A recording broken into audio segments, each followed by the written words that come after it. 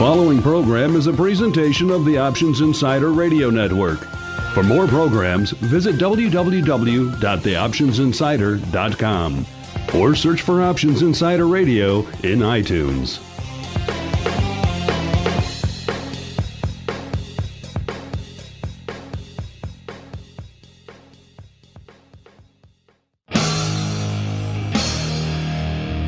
And now, it's time for the show that breaks down the options market. From unusual activity alerts to market updates and trading strategies. If it involves puts and calls, then our all-star panel will break it down. It's time to hit the Option Block. With your host, Mark Longo from theoptionsinsider.com and co-hosts Mike Tusaw from KnowYourOptionsInc.com and Mark Sebastian from OptionPit.com. The Option Block is brought to you by Options Express. Don't spend time worrying about your broker. At Options Express, security, stability, and account protection are the most important responsibilities to our customers. Secure account access, enhanced financial protection, entrusted with over $7 billion in customer assets, established financial stability. Options Express lets you trade with confidence. Stocks, options, and futures, all in one account. Trade with a specialist. Visit optionsexpress.com/OXradio to open your free account. Options Express is a member of FINRA, SIPC, and NFA. Welcome back to the Option Block, and I hope all of our listeners out there are having a fun and profitable and safe trading week. My name is Mark Longo from the old OptionsInsider.com, and I will be your host for this Decepticon Roundup. We are indeed Transformers in the Old West in this episode. Of course, I am joined on this episode by a host of evil robots, starting with good old Uncle Mike Tusaw from Know Your Options Inc. Uncle Mike, how are you doing this fine Monday afternoon? And give me your best Megatron impersonation, sir. I was going to go with Starscream. Okay, you do Starscream. I'm not able to do a Starscream impression, though, but I want to be him, though. I guess if I'm going to be a Decepticon, I think Starscream is one of the coolest. I mean, but no. Doing well today, Mark. Things are well. Just excited about another week and just a lot of good stuff going on.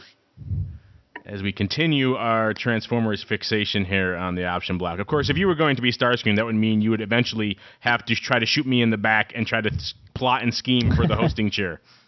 Well, I mean, that's the idea. I mean, you never want to be the head man because there's always a target on your back. And especially Starscream can fly. Megatron, he's just a gun. So I think I like Starscream's chances better. He's got good odds. So I guess that would make Mr. Tim Navabi from Options Express. I guess that would make you Soundwave, sir.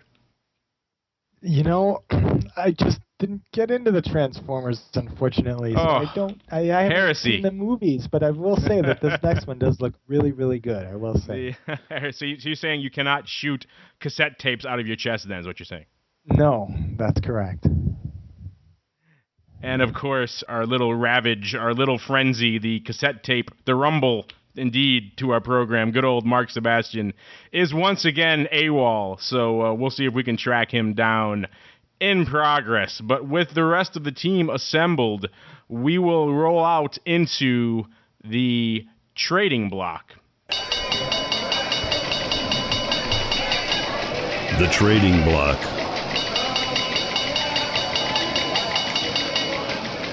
And welcome to the Trading Block. This is indeed the part of the show where we discuss what's been catching our eye and what's been lighting up our trading screens today and what's been moving the market.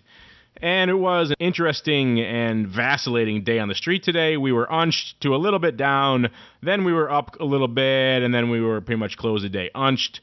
The S&P closed the day up nearly a handle, up 0.85 to 1271.83. The Dow closed up exactly 1.06. So big day on the Dow to 11,952, and the NASDAQ closed down 4 handles at 2639.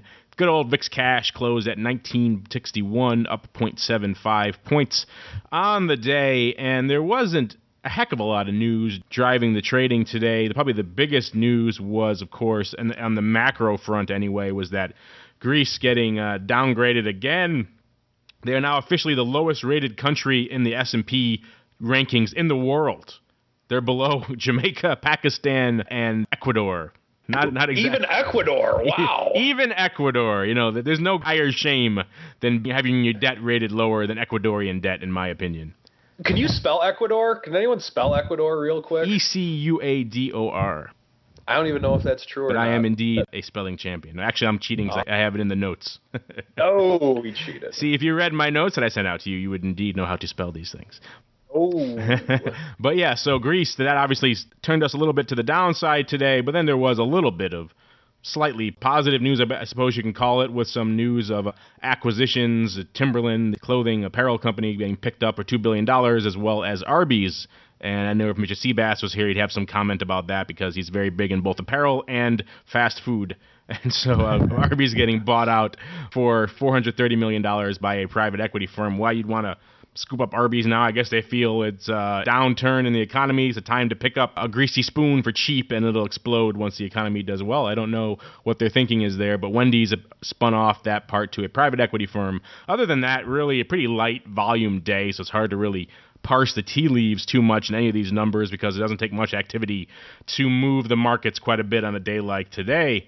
And speaking of movements, there was some activity actually in the old commodity sector, energy leading the way. So Mr. Navabi, why don't you start us off, give us a commodity and an energy rundown, and then Mr. Tusaw, my little birdies, my little spies have informed me that you've been once again very busy on the silver put front, so you can enlighten us about that as well. I got to hire some of your birds. They're amazing. I tell you, my tentacles run deep, sir. Okay, yeah, just want to go through some of the movers in the commodity markets today. There were quite a few, and if you weren't watching them, it's possible you may missed it. But I think these are some really underlying movers here, which probably could start to move the equity market in the short term, because it's possible maybe some of these commodities sort of are leading the way here in the financial markets. The big movers today, crude oil was down. Crude oil was down over 2%, so that was a pretty big move. Natural gas was also lower, so natural gas was another big mover to the downside. That was down, I have, over 3%. Some of the other big movers, gold. Gold looks like it broke some support. Gold down 13.10 at 15.16. Silver, big move down, 34.74. Platinum down. Copper down, not so much, and then palladium also down as well. Some of the other movers that I saw here, and these are just some prices that I'm looking at kind of as of now, so we probably still have some futures markets open. The euro was higher, yen a little higher, so the pound higher, Canadian higher, the Swiss higher, and the dollar started the day higher but closed lower. So that's kind of what's moving in the commodity markets, and I think a big driver here could be what these energies are going to do, what these metals are going to do, and where's the dollar headed. So that's my commodity roundup. Uncle Mike, before we get into your silver puts, what indeed was the BBI for today? Our listeners want to know. Had to hold it a little bit more today. So I don't know if I want to give an exact number. I don't know if they really need to know that, but I definitely was lesser today. Lesser than is today's official BBI. Yes. What's the BBI? What am I missing? Oh, that's the index, the Tusaw's bathroom break index for the day. The higher the BBI, the slower the day. Gotcha. The lower the bathroom breaks, the more busy Uncle Mike was on his screens. And so if it's an active day, a lesser than BBI is an active day. Yeah, Grigas came out saying, well, Tusa, I like sleeping at night, so I never go overnight. I only day trade. And I said, well, I like going to the bathroom during the day, so I collar. And an index was born. Yes. All right. Well, today in the precious metals market, they are still shiny as always. But with gold and silver today, the thing that we had to do today, about a week ago, we rolled up our 33 puts to the 36 level. Silver had a run up, so we rolled up the puts. And then with that, this is sometimes it works out, sometimes it doesn't. You just have to be prepared. We weren't doing this from the standpoint that we wanted to have a speculative silver put play. We were doing this to protect some downside on it. There comes a point where if you have the market running up a lot, then if you're in a collar, we were at a point to where we had 38 was our covered call, and we were in the 37. So what we did, what we always make the decision to do is, should we roll up our covered calls or should we roll up our short puts? Because we wanted to have some deltas on the table, but still we wanted to protect some of the downside risk. And we have a set of rules that we do. And in this case, normally what we do is we'll roll up the covered call at a slight debit. That's usually what we tend to do, where we'll buy back the 38 put or the 38 covered call and then maybe sell a 40, whether we go out another month or another week or whatever the case may be. That's usually the preferred method of what we like to do. But in this case, we had an opportunity with silver in that we're looking for a 3-to-1 roll opportunity, meaning if we have to pay $1 for the roll, can that get us at least $3 of additional protection? And in this case, it did. So to make a long story short, the 33 put was trading at about 34 cents. And the 36 put was trading at around $1.17. So what that did was that roll cost us about 80 cents, and that gave us an additional $3 in protection. That was above our 3-to-1 rule for rolling up the puts within a collar. Now, normally this rule comes into effect when you get a little bit closer to expiration. If you're 3 or 4 months out on the protective side of it, it doesn't work. But the way that what the market's given us, we're in the June puts at this point, and so it made sense. So we did that, and then silver pulled back, obviously. Pulled back recently, mainly today, and so now silver's down at a level to where we're in the 33s again, so we rolled it back down, and we received $1.85 in credit for going right back to where we started. So by doing this, sometimes it works out, and sometimes you get burned in doing this, but the important thing is that you stick to your rules when hedging and when doing these types of rolls. If you just shoot from the hip and say, well, I think it's going to go up, or well, I think it's going to go down, you're going to get burned. But if you have a set amount of rule or a set guideline and rule that you follow consistently, the results typically can become more consistent. Mr. Tusaw, with all of this front month put rolling, you're setting yourself up for an extraordinarily low BBI going forward, sir. Oh, my kidneys are killing me. I can hardly wait. I wanted to roll out to the next month, but it's not there yet. Yeah, you got to roll July to get that BBI a little bit higher, sir. Oh, believe me, I prefer being several months out. It's just that it just kind of works out this way sometimes. You got to go where the opportunities are in the world of hedging. And right now, what fits best for our clients in a lot of cases is the front month. So that's what we do for our clients. If we got to take less bathroom breaks to give them the most efficient hedge, then by gosh, I'll get one of my kidneys removed for my clients, doggone it. That's the kind of man you want managing your money, folks. He refuses bathroom breaks. He rolls front month just to make his life a little more difficult. That's Uncle Mike Tusaw in a nutshell right there. All right, that's going to do it for the trading block. And now the Decepticons will retreat, or Megatron never really said retreat. He said fall back. So we shall fall back into the odd block. Megatron must be stopped, no matter the cost.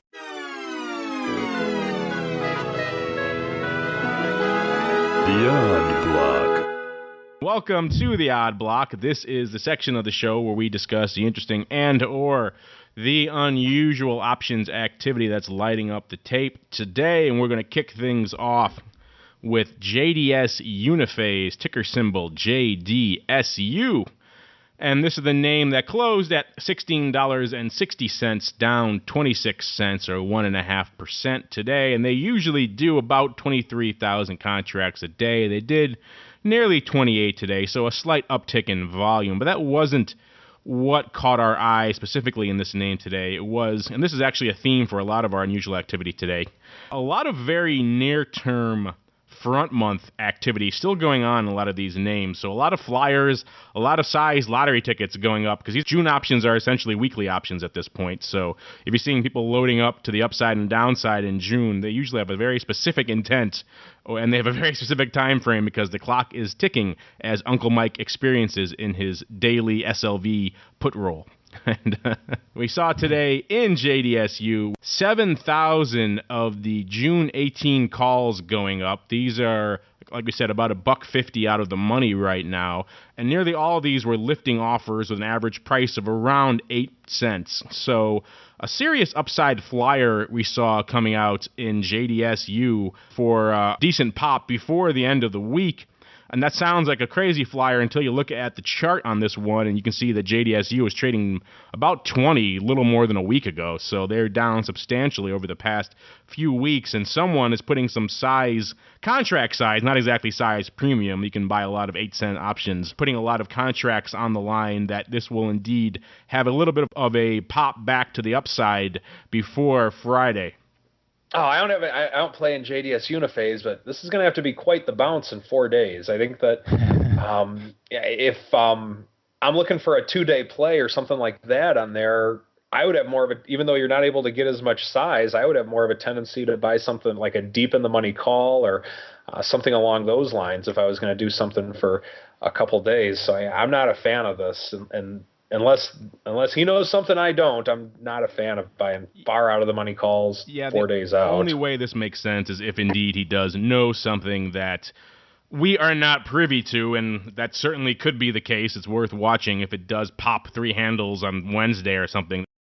But, yeah, typically there are many other ways if you're positioning for a near-term retracement in the stock that you could do it with a little bit more nuance, a little bit more skill than just coming out and picking up a bunch of weekly lottery tickets at this point. Wouldn't you agree, Mr. Navabi?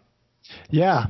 If you ask me, that chart does not look pretty. I mean, the only thing that really looks semi-calming would be that it is near the 200-day. So... yeah, I haven't heard of anyone else, placing these types of orders or placing, I haven't really had much activity at all in JDSU today or even the last couple of days. Yeah, it's a substantial, contract-wise, it's about 30% of the volume today. So it's a substantial trade, and this could also fall into the category we've discussed quite a bit on the show of firms and funds that perhaps have more money than options sense. And so they throw on these positions that aren't perhaps fundamentally correct. That's what you'd think. All right, and then we're going to move on to another. And this is going to be a theme today. A lot of front-month lottery tickets going up today, and so we're highlighting it today. Not all of them. There's some other savvy traders as well, but a lot of front-month options trading, and we're kicking it off. The next one is Harvest Natural Resources, Inc., Uncle Mike's favorite and largest holding in his portfolio. Good old HNR, right, Uncle Mike? Never heard of it. That is code for I own 38% of this company in my private holdings.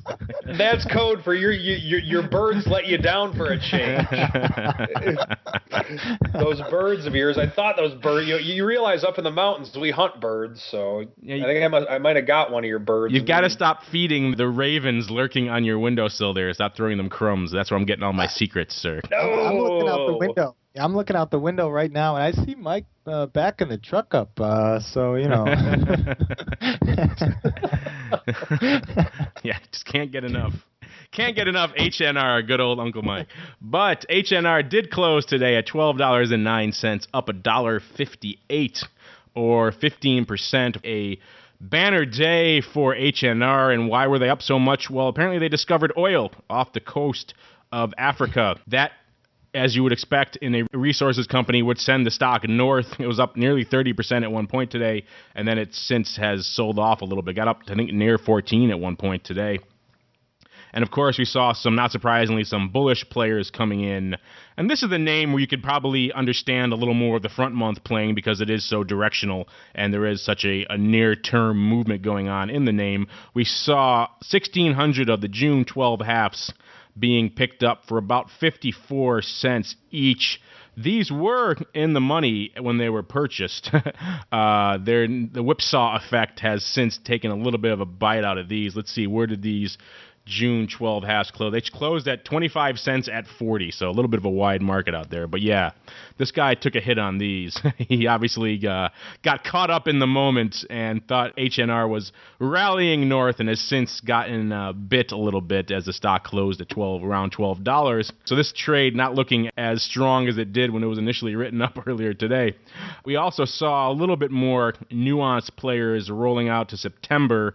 We saw another bull coming out and picking up 1,000 of the September 12 halves for $2.09 a pop. Of course, I don't know where the stock was when he put this trade up, but of the two, I probably would like the SEP a little more than the June if I was going that way, particularly the way this name's being whipsawed. Let's see where the SEPs went out. SEPs went out $1.75 at 205, so he's not hurting as bad as our friend in June. All that delta and gamma came back to bite him. Obviously, a lot of people thinking that there still is more upside to go in HNR, of course, with the thing up 30% and closing up 15%. Maybe that upside has come and gone. I don't know. I'm not that familiar with this name or the details of their oil strike, but definitely people looking for an upside pop. Tim, you watch the sector quite a bit. You heard of this name at all? H&R is not one that I've heard of, no.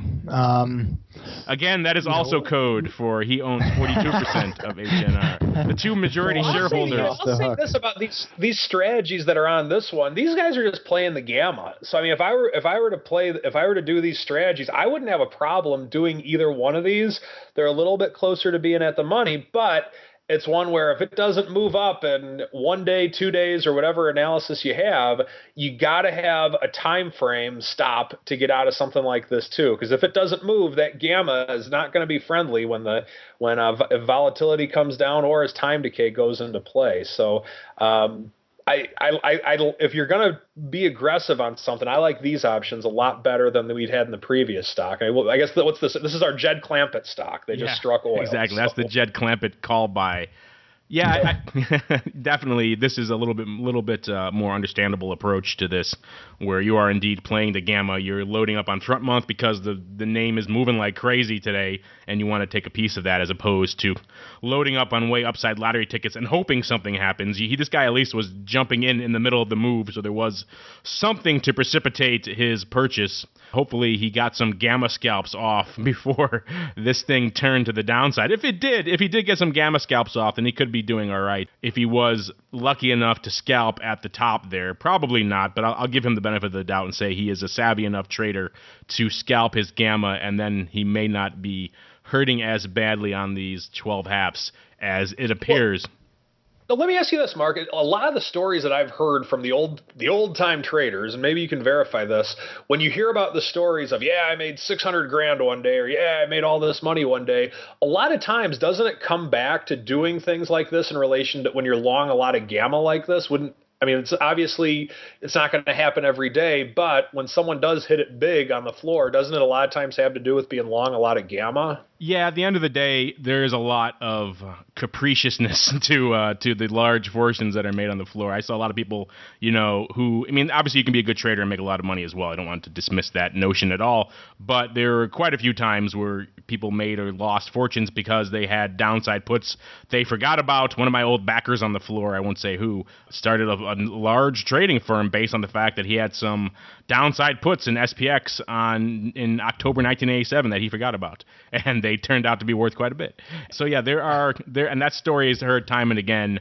So there is that element to it where you have, of course, you can increase your odds of that with good risk management and making sure you're not short the wings a ton. Obviously, the guys who blow out the most are the guys who'd come in and hit every bid on teeny calls and teeny puts, trying to collect all that nominal time decay, and then when the large moves happen, they blow out. So you can increase your risk of having that happen to you by getting short the wings, but generally you do see a lot of that still, is that, the large movements in the gamma can come into play. Of course, if you're savvy, like we say, and we talk about gamma scalping a lot here on the show, and that is indeed a critical component. In fact, most of the day when you're on the floor or when you're trading in general, a lot of your day is spent working out where you're going to work. You put on your gamma hedges, being hung because you missed a gamma hedge or you're working a gamma hedge, and doing a lot of that is what generates a lot of your day-to-day profits and helps pay for all this time decay that, for example, this trader here in HNR is facing right now. He's facing a size time decay problem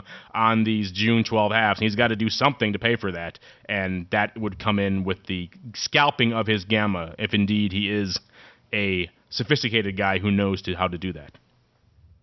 Most definitely. But yeah, gamma's a powerful thing, folks. It is, especially in the weeklies and in these Junes, which are essentially weeklies right now. Gamma is a beast.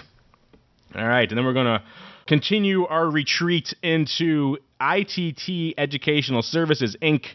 Unfortunately, ticker symbol is not ITT, it is ESI. I hate these names who have acronyms in their names, yet it is not their ticker symbol. That should almost be against the listing rules if I had any say about it. They closed at $82.10, down 3 cents. And this is the name that does about 4,000 contracts a day. They did nearly 8,000 today. So a double whammy day for ESI, or ITT as they're known to the rank and file. And this is, of course, a for-profit educational firm. They rallied up. They were up at one point. They were up about 2% today at one point because a few analysts threw a few upgrades their way. You know how we feel about analysts on this show. So not surprisingly, surprisingly, we saw, despite the upgrades in the name, we saw a bear coming in and positioning once again in June. I guess that's the theme of the day, is near-term trading today. We saw a bear coming in, picking up 2,750 of the June 77.5, 72.5 put spread going up today for 50 cents overall. So this is a very near-term. This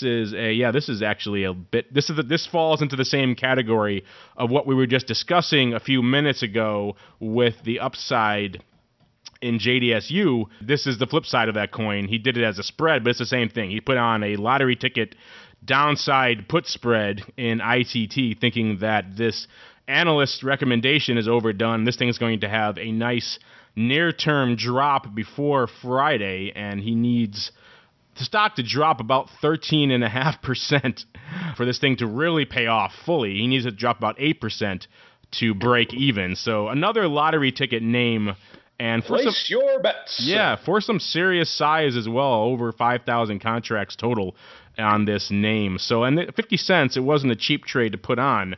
So yeah, a lot of, something in the water today, I guess, where a lot of traders that is coming in and letting the dice fly high, as they say, and diving into front month and hoping for some serious movements to the upside or to the downside. This name also has seen its shares upgraded twice over the past few days, so this trader obviously thinking that that is overdone and that the upgrades are not going to save the stock. So yeah, that's going to close out today's June lottery ticket odd block. And we're going to roll right into the Tim Navabi block, a.k.a. the Express Block. The Express Block, brought to you by Options Express. Options Express lets you trade where and when you want for every level of trading. From advanced charting, free daily trading ideas, and free educational resources, Options Express is the online broker for all traders. Best of all, Options Express allows you to trade stocks, options, and futures all in a single account on powerful yet easy-to-use trading platforms, including mobile devices. Visit optionsexpress.com/OXradio for your free account. Options Express is a member of FINRA, SIPC, and NFA. And welcome to the Express Block. This is indeed the part of the show where Tim Navabi takes the reins and we all sit back and bask in awe. Mr. Navabi, what do you have in store for us today, sir? Well, I went over earlier some of the commodity movers today, and let me just quickly go over some of those again. The energies, those were down. The metals, those were down. We have some of the grain markets here. They are sort of mixed here. Not too much movement right now. And then, we had some of the currencies start to reverse course and head higher against the dollar throughout the day. Some of the other things that are going on here, for example, let me just go over some of the most active trades here at Options Express. But I think, most importantly, we are kind of sort of in this wait and see pattern. I mean, everybody is expecting downside movement in stocks, and as soon as that happens, it seems like it's a full elevator right now. Today, what was moving at Options Express, some of the most traded tickers, the SPX number 1, followed by the SPY, then SLV number 3, Apple number 4, then RUT, then the Qs, GLD, VXX, the VIX, and then finally Netflix. So, those were some of the most actives. Again, we're kind of slow right now. And, like I said, everyone sort of is trying to get ready for, any kind of serious downside move in the stock market. But, everyone's sort of, putting on their positions, and then nothing's really happening. So it does take some time. But that's pretty much it. Nothing too major. No real trade sticking out one way or the other. One trade that really seems to be bothering a lot of people right now is SINA. That's ticker SINA. Have you guys been following some of the news on that, or what some people have been saying? I have not. Regale us, sir. SINA is starting to be grouped with the fraudulent Chinese internet companies, and from a lot of things that I have read about the company itself, about people that have invested in the company, they really find it a very sound company. It was a high flyer for a while. I don't really want to put that word in there, fraudulent, but it just seems to be grouped with a lot of these Chinese companies that are having problems these days. So it's really taken a big beating right now, and it's really thrown a lot of people off. I have it right now. It's about 86.11. Looks like towards the end of April it was as high, probably in the 150 area. So that's probably one of the more talked about trades here. Yeah, Grigas has been going on a lot about the Chinese firms lately too, and how they don't use GAAP.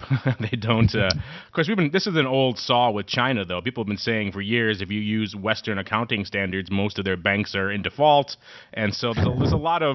Yet that has not seemed to derail China in the slightest, or derail Western investment in that marketplace. And so, I guess if this name is indeed another one of these fraudulent ones, then you do definitely want to. We talked about this with Rob last week too. I forgot the name we talked about in the option block, or in the odd block, where there was some size downside put buying in a few of these names because this speculation has been spreading like wildfire. Have you seen a lot of OX customers trading this one?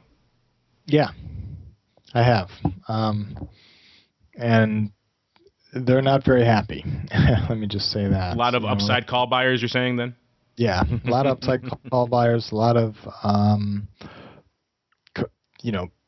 debit spreads, call debit spreads, and it's tough. It's difficult. It's I think a good illustration that if you don't really know what's going on, and the trade really isn't working out for you, get out, get off, because I've seen people and have talked to people, throughout the weeks, that have refused to get out, and it's only gone worse and gone against them. They can't seem to explain what's going on, or know where to get good information about what's going on. And, they still may be right that, this is a very good company. It's a very good growth company. But, when the trade isn't really working for you and you can't explain it, correct me if I'm wrong. I mean, you really shouldn't be in the trade. Yeah, this one. Would you agree with me on that? I'm just looking at this chart on this one while we're talking. This one's had a roller coaster June. This is the dangerous one to be playing in right now. I mean, this looks like it has getting halted written all over it here, where it's just going to get halted around somewhere in the 80s here, and it's going to open up again. Who knows where? Could be opening up again at 30, could open up again at 100. If you don't know if the core underlying financials and fundamentals of a company are sound, then how do you make any sort of unless you're taking a flyer on downside puts like we talked about earlier, how do you make any sort of in a purely speculative sense, how do you make any sort of everything you're basing your investment decisions on is in the ether. It's vapor. It's nothing. Mm-hmm. So, exactly. This one, I would not be surprised to see this one get halted relatively soon and then open up again, substantially removed from the 80 handle. Where that is, I don't know. But, yeah, if you're trading this one, take that into account. You may have a significant gap coming in your way of in one direction or the other. Probably downside, but you never know. Mm-hmm. Hopefully, all your customers who have those call spreads and debit spreads are short, and they're rolling to the downside in the puts as we speak. I mean, this thing is down 50% in a couple of weeks. Mm-hmm. Mm-hmm.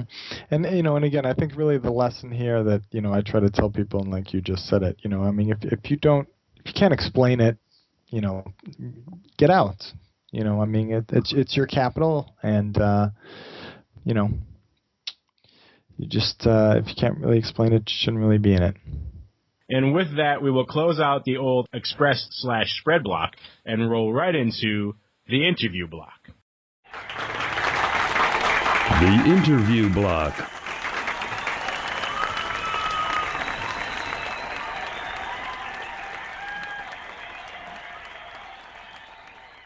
And welcome to the interview block. This is the section of the show where we drag some poor soul kicking and screaming from the options market and we make him answer our questions, usually at the business end of some sort of sharp object. And today's poor victim is Steve Papale. He is the latest investment advisor over at the ever-expanding offices of Know Your Options, Inc.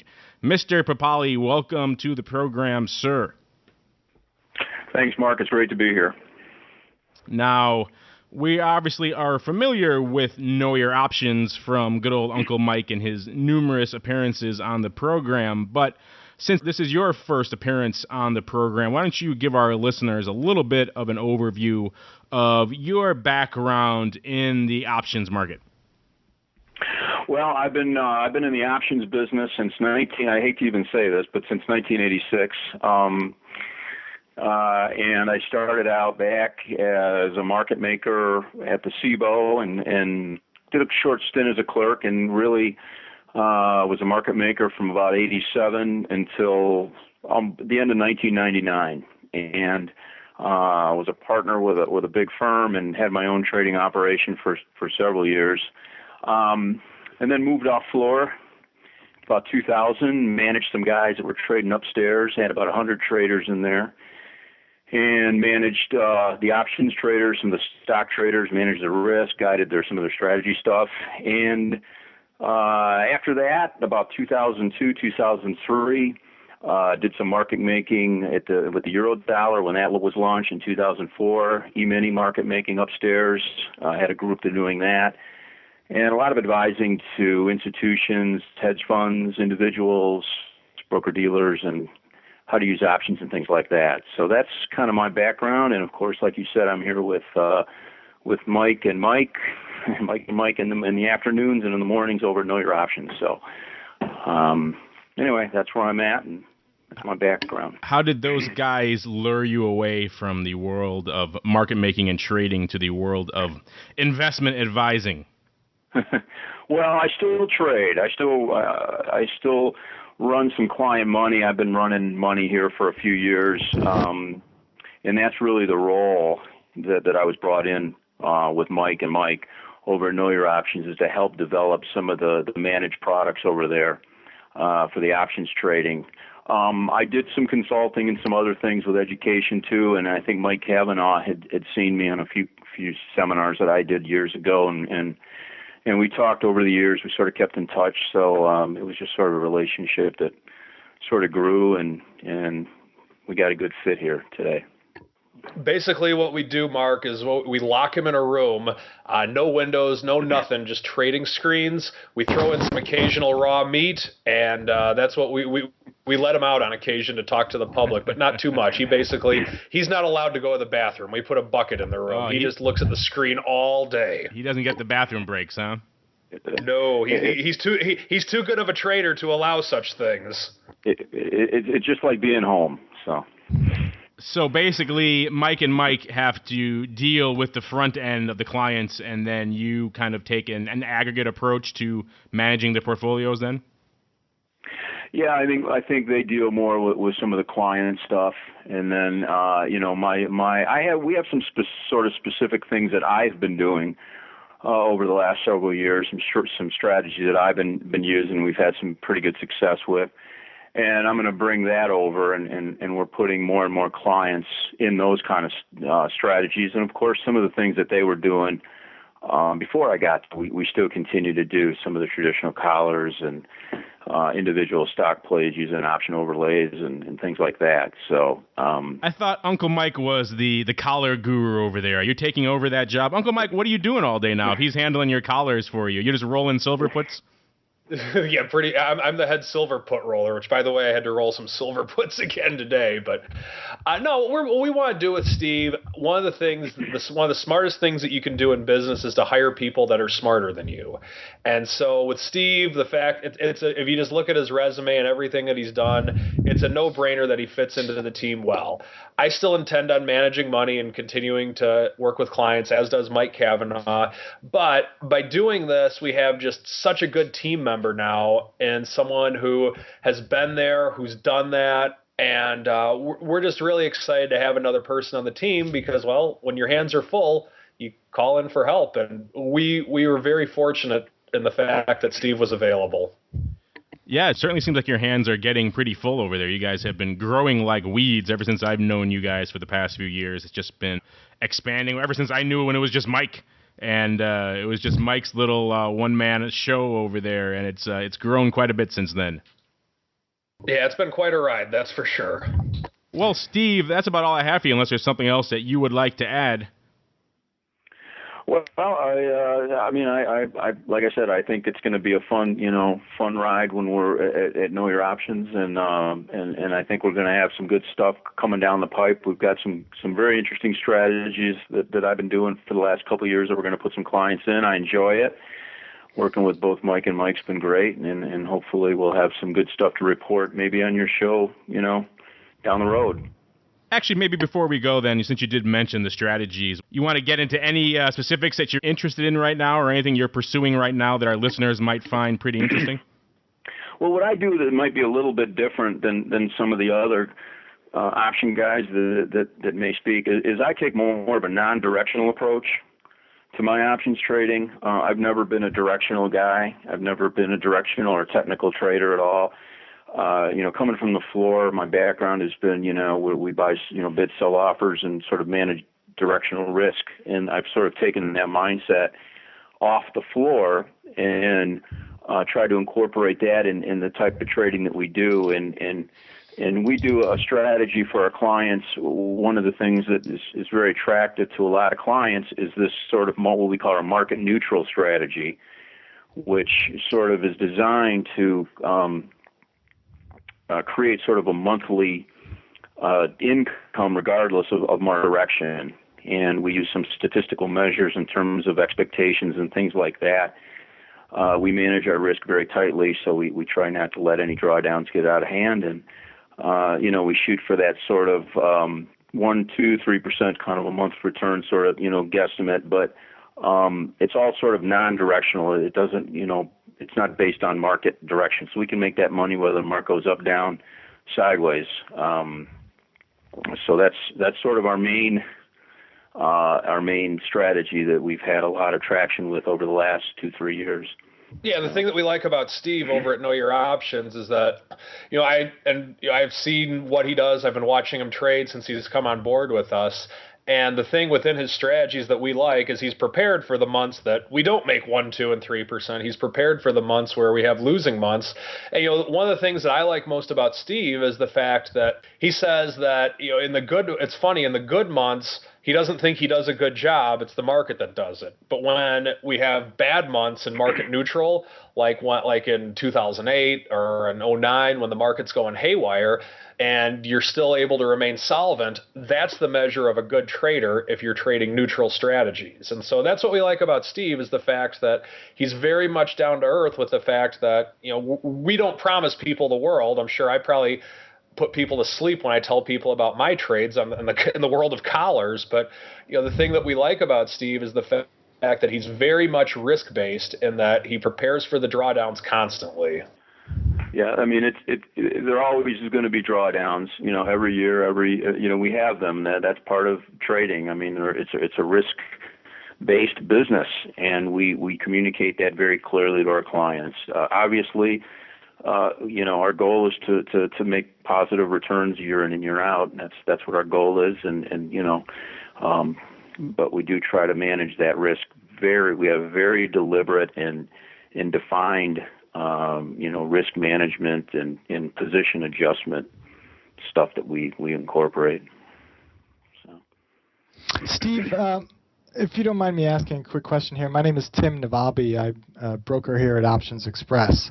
Hi, Tim. Hi, nice to meet you. And pleasure to hear someone with so much experience. I have been in the business only since the late 90s, and so I guess I want to ask you, based on your experience, you've seen the options market grow a lot, I'm sure, or more interest by retail individual investors, or maybe even just the growth of hedge funds and their use of options.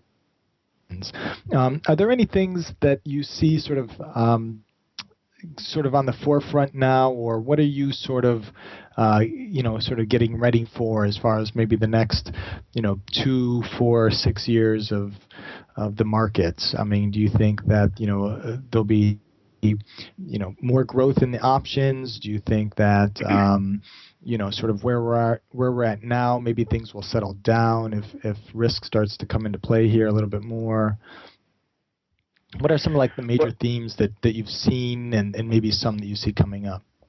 Yeah, I definitely think that the options volume, the options business is still in the high, in a high growth mode.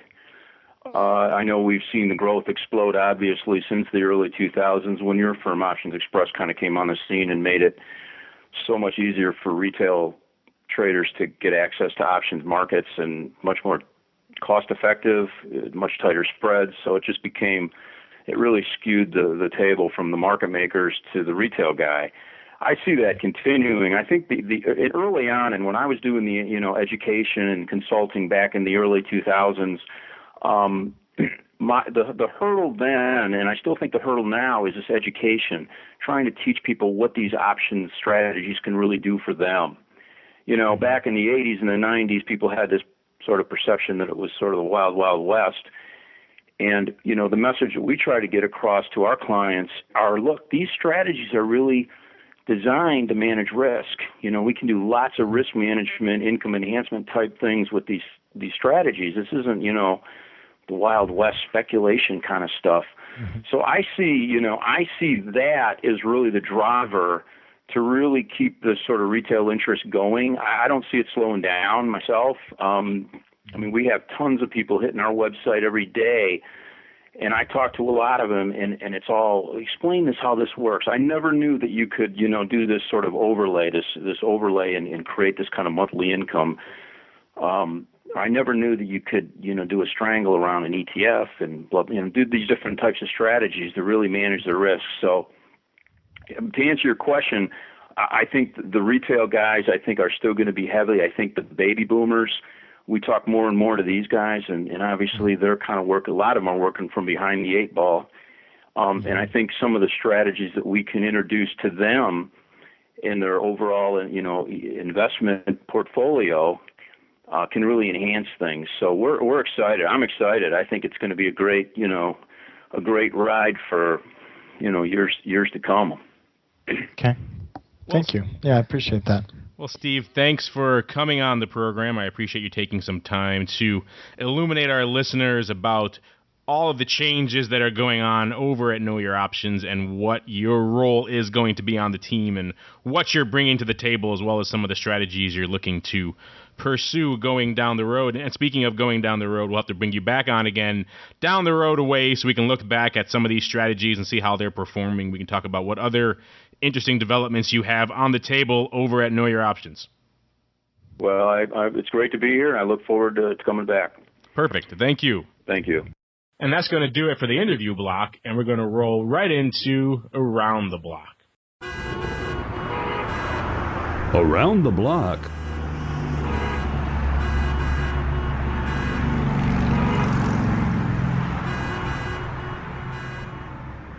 And welcome to Around the Block. This is a section of the show where we discuss what's coming up on our horizons for the next few sessions. And there are actually some numbers this week to pay attention to, so that, of course, is something to watch out. We have PPI tomorrow, and then, of course, good old CPI on Wednesday, as well as crude inventories yet again on Wednesday. Jobless claims on Thursday, as well as housing starts on Thursday. So I think housing starts will probably, I don't know, housing starts, and a lot of people say housing is the key driver, but employment seems to be driving the market quite a bit lately too. So there might be a battle there for who ends up driving the market more. Of course, I'd wager both of those numbers are going to come in on the downside, so they're probably going to pull us in the same direction. So a lot of numbers coming out this week. We also do have one earnings announcement at least to watch, which is, of course, RIM. They are coming up on Thursday, I believe. Let me just check my calendar. Yes, Thursday after the close, and they closed today at $36.20, down 36 cents. So they are looking indeed like you got to love these ones that have earnings. They announce it right on the Thursday, right before expiration, Talk about front month gamma, my God. What an opportunity there. That's some opportunity is one, yes, definitely opportunity. Opportunity in all sorts of ways, to get whipsawed, to make a ton of money, to do a lot. Well, yeah, that's a crazy one. You have to really, I think if you've taken your profits in RIM vol to the upside right now, maybe you want to take them off the table before expiration, because this thing is going to need a serious move to pay off all the decay that's going to happen coming on Friday morning. Let's see where they went out right now. Yeah, the 37 halves in June with just 4 days to go are trading $1.15. So these are $1.30 out of the money right now. 35 puts, same thing, $1.17. These are $1.20 out of the money. So yeah, that Strangle's trading $2.30, the 35, 37 half. And that's an exactly equidistant out of the money Strangle right there. So $2.30 for that, or $2.50 around there. That's going to come off quite a bit unless we have a serious move in the next few days. So yeah, a lot of interesting potential paper maybe in RIM. So we haven't had a good earnings to discuss in a while here on the show for options players. So that's a good one to watch. And of course, we have been vacillating quite a bit in the broad market. I know we debated on one of our recent shows whether we would hold the 1,300 level in the S&P, and of course we did not. We are indeed well to the downside in the S&P. So, Mr. Tucson, now that we've broken through your critical support level there, your critical psychological support level, I should say, at 1,300, whither do we go from here, sir? 12 half, or are we bouncing back? Which end of that 12 half, 1,300 strangle do you want to be on? Well, I'll give you my 50% guarantee on it. Just like when my wife was pregnant, the doctor gave us his 50% guarantee of whether it would be a boy or a girl. I look at the chart. We touched the 1250 level back in mid-March, and we did not touch it for very long. As soon as we touched it, it went right back up. Now, what's interesting about this market right now is that it looks like, I don't know if I'm quite convinced that I'd want to be on the 1,300 side of that strangle just yet, but what's interesting about this, we're approaching the 200-day moving average, and the 1250 mark as well. So it looks like there's some levels here that could justify a possible bounce happening. The other thing that's interesting is that there is a company that has earnings right after July expiration. Oh, I forget the name of it. It's a big tech company. It's some fruit company. We've talked about, Apple. Apple does have earnings coming up. And with that, Apple's come down a little bit. And I think when we've rallied, we might rally into the Apple that could lead the tech sector. And with it, although we've had a lot of bad economic news lately, you don't see, or at least I have not seen, a lot of big companies revising their earnings. So I think there's a case for the bulls right now, but I'm not putting my money where my mouth is just yet. I'd like to see a little bit more upside than, 0.85 in the SPX today. Yeah, the mighty 0.85. So you think Apple will lead the charge forward, sir? The Apple is the bright, shining hope at the end of the tunnel there for us all?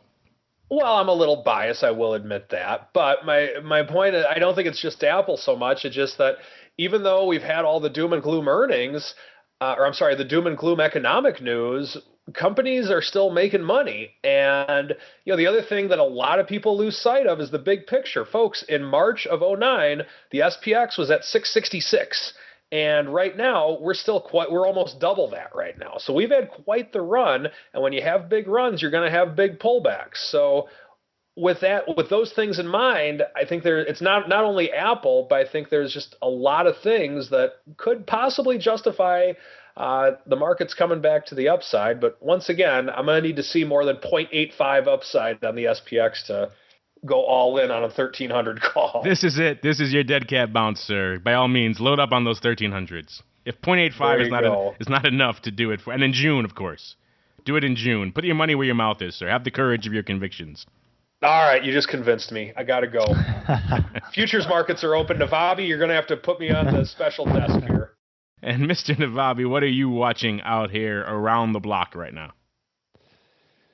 Around the block, pretty much news, same news that you're looking at for the week. And, being an option brokerage house, our big day is on Friday, where we will all have very few bathroom breaks. But it's just, it's the June expiration, which is going to be big. I mean, we're sort of just, getting ready for that. June expiration. This is, of course, your one day a month where you guys really have to work over there on the trading desk, right? The rest of the time, you and Grigas and Kurzakowski are playing dice and all kinds of fun stuff. Speaking of which, we heard about you slinging some size on the desk the other day, throwing around 100 lots of SPY. Want to illuminate our listeners on what you were trading over there? Yeah, just the SPY weeklies. I really like to trade those. I think they always provide a real good opportunity. I stick with something close to the money. I choose my direction, and I go from there. He didn't tell you about the two big black eyes I got, did he? I mean, so he did not know. It's a tough trade, but I mean they are very tradable contracts. So. Yeah, we had just a little brief aside before we finish up here. We had Tom Sosnoff on the Volatility View shows last week, and he actually created the weeklies, those guys over at Thinkorswim, and he said he was surprised how much premium selling is going on in there. He created the product, I think, more of as an adjustment and as an earnings spec tool than as an actual premium selling tool, which has turned out to be en masse. Everyone is hitting the bids left and right in weeklies these days. It's funny to see how they were actually conceived of, and he actually wanted to launch the product as the Quickies. And he got it all the way through SIBO approval, and at the end of the day, they changed the name to Weeklies. Ooh. And SIBO almost launched... I like Quickies better. Yeah, I think a lot of people it would have been funny to see SIBO launch a product called the Quickies. Come trade a Quickie. And then, of course, I also have it on good authority. I heard this afternoon that several people at SIBO wanted to launch the VXN products under the name Vixen. They almost launched the Quickies and the Vixens.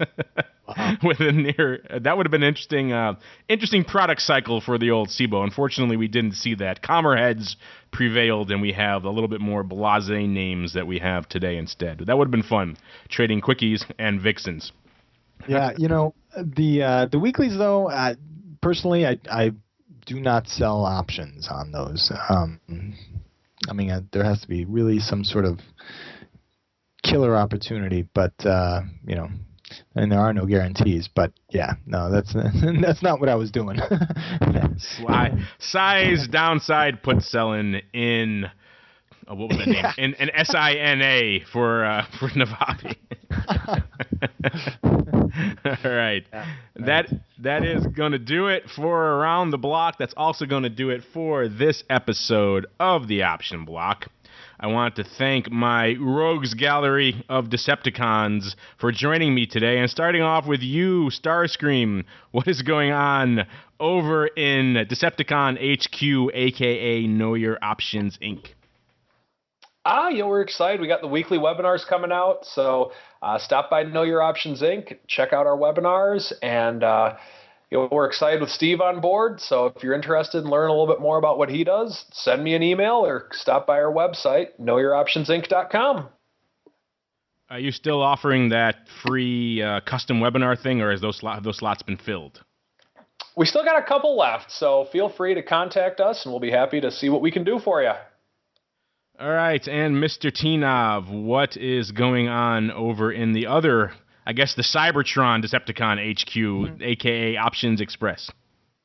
Well, on Saturday the 25th, we have a in-person workshop that is in New York City. We will have Joe Cusick and Jim there presenting.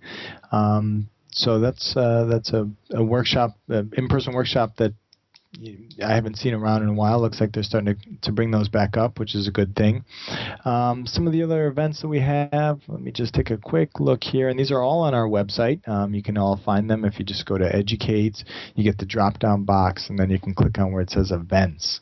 Some of the other things that we have going on here are... Technical Analysis 101, that's later tonight. Intro to Options, Part 4, The Long Put, that's tomorrow, 9 o'clock Eastern. And looks like, we have on 6/22 Espresso Live with Mike Zaremski and Rob Kurzakowski. So those are, our two in-house analysts that do produce a newsletter every single day, or some recommendations, and it'll be nice to kind of have them live. Yeah, listeners can get their fill of Mr. K and his cohort there listening to those Espresso webinars. And, of course, if you want to provide some feedback for the show, or you want to check out more of the unusual activity that we didn't have a chance to get to today, or any of the breaking news or developments coming out of the options market, then surf on over to theoptionsinsider.com and check it out. You can also send us some feedback via Twitter, twitter.com/options, or you can reach Uncle Mike via Twitter at twitter.com/KNOW options. Is that correct, Uncle Mike? Yes, sir. No underscore or anything, right? Nope. Okay. And, of course, you can get Tim Navabi, whatever his personal Twitter is. I do not know. Nor will I reveal it on the show. And, of course, listeners, we were not joined by our RC today, but I will give him a plug. Nonetheless, good old RC, a.k.a. optionpit.com, where you can check out their lifeboat service, or you can send Mark an email, mark@optionpit.com, where he can answer all of your questions about that service and all the other things they have going on over at Know Your Options, Inc. And that is going to do it for this episode of the Option Block. I want to thank all of our listeners out there for downloading and streaming and subscribing to this program and making it such a success. And we'll see you all next time right here on the Option Block. Who disrupts my coronation? Coronation, Starscream? This is bad comedy. Megatron? Is that you? Here's a hint. Become a part of the Option Block. Just visit www.theoptionsinsider.com/forum to post a question for the hosts. You can also submit questions to twitter.com/optionblock or leave a voicemail at 312-544-9356. Make it interesting and your question just might make it on the air. The Options Block is property of the Options Insider Incorporated. All rights reserved.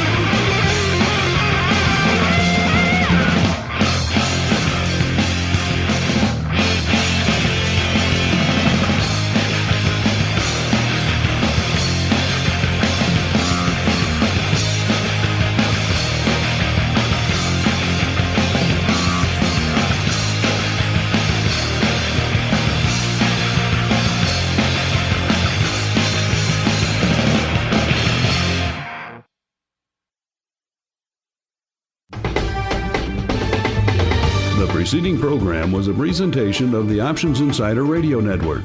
For more programs, visit www.theoptionsinsider.com/radio or search for Options Insider Radio in iTunes.